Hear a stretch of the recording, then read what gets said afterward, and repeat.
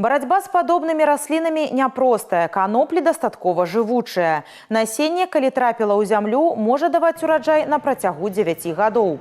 Таму марудзіць нельга. Знішчаць пасеў трэба адразу пасля яго выяўлення.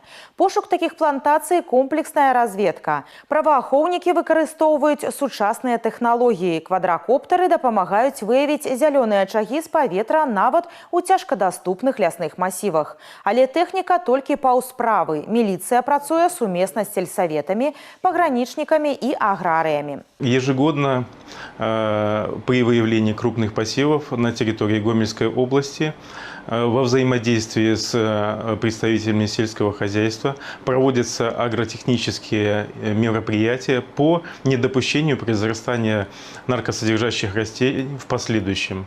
Принимаются все исчерпывающие меры для того, чтобы данное наркосодержащее растение не произрастало на территории Республики Беларусь и не попадало в незаконный оборот наркотиков. Милиция планомерно апрацоўвае и приватный сектор. Супрацоўнікі папярэджваюць. Пасевы мака и каноплі забаронены нават у кулінарных мэтах. Калі гаспадар ідзе на контакт и адразу знішчае расліну, выносіцца папярэджанне. У адваротным выпадку штраф до 20 базовых велічыняў. Калі ёсць доказы, што культура вырашана для збыту альбо вытворчасці наркотыкаў, наступае ўжо крымінальная адказнасць. Дарэчы, спецыяльная праграма МАК працягнецца до 15 верасня.